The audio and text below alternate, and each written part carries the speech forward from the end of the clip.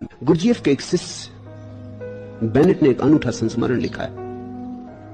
Bennett Gurdjieff का सबसे लंबे समय तक शिष्य रहा। पश्चिम से जो व्यक्ति सबसे पहले गुरजीएफ के पास पहुंचा वो बेनेट था, और अंत तक जो गुरजीएफ के साथ लगा रहा वो भी बेनेट था। कोई 45 साल का संबंध था।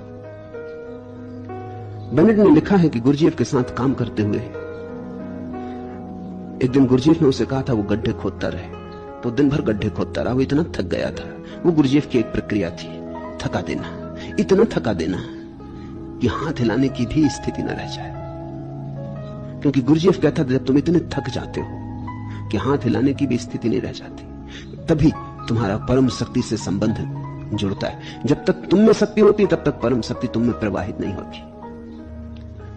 तो उसे थका दिया था। वो दिन भर से थक गया था, 3 रात से सोया भी न था। वो गिरा गिरा हो रहा था, खोद रहा था, लेकिन अब उसे समझ में नहीं आ रहा था कि अगली बार कुदाली उठा सकेगा कि नहीं।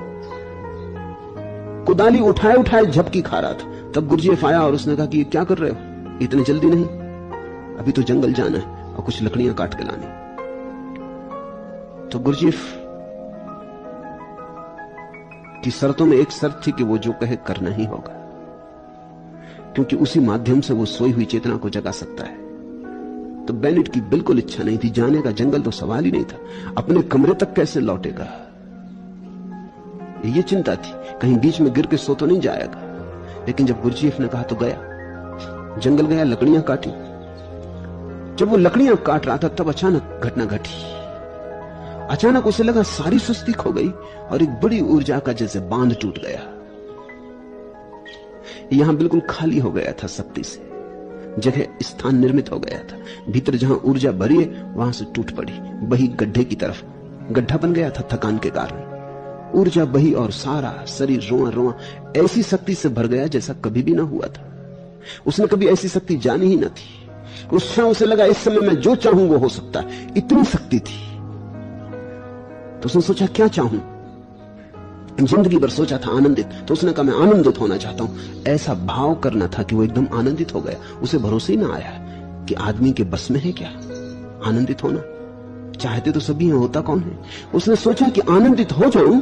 ये तो सिर्फ खेल कर रहा था शक्ति को देखकर। इतनी शक्ति नाच रही थी चारों तरफ, रोए रोए ऐसा भरा पूरा था कि उसको लगा कि इस क्षण में तो अगर मैं जो भी चाहूंगा हो जाएगा, तो क्या चाहूं, आनंदित। ऐसा सोचना था, ये शब्द का उठना था आनंद, कि उसके पुलक पुलक नाच उठी। उसे बस भरोसा ना आया। उसने कहा कोई धोखा तो नहीं खा रहा हूं, कोई सपना तो नहीं देख रहा हूं, कोई मजाक तो नहीं की जा रही मेरे साथ। तो उसने सोचा कि उल्टा करके देख लूं, दुखी हो जाऊं। ऐसा सोचना था कि दुखी हो जाऊं कि एकदम गिर पड़ा। चारों तरफ जैसे अंधेरा छा गया, जैसे अचानक सूरज डूब गया, जैसे सब तरफ दुख ही दुख, दुख की तरंगें उठने लगी। वो घबराया कि तुम्हें नरक में गिरने लगा, ये हो क्या रहा है। उसने कहा मैं शांत हो जाऊं। वो तत्क्षण शांत हो गया।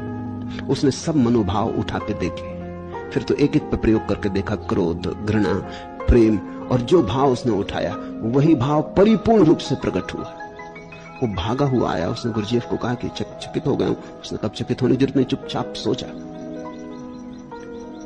अब जो हुआ है इसे चुपचाप संभाल के रख, और याद रखना कभी भूलना मत कि अगर आदमी ठीक स्थिति में हो तो जो चाहता है वही हो जाता है। गैर ठीक स्थिति में तुम चाहते रहो कुछ भी नहीं होता।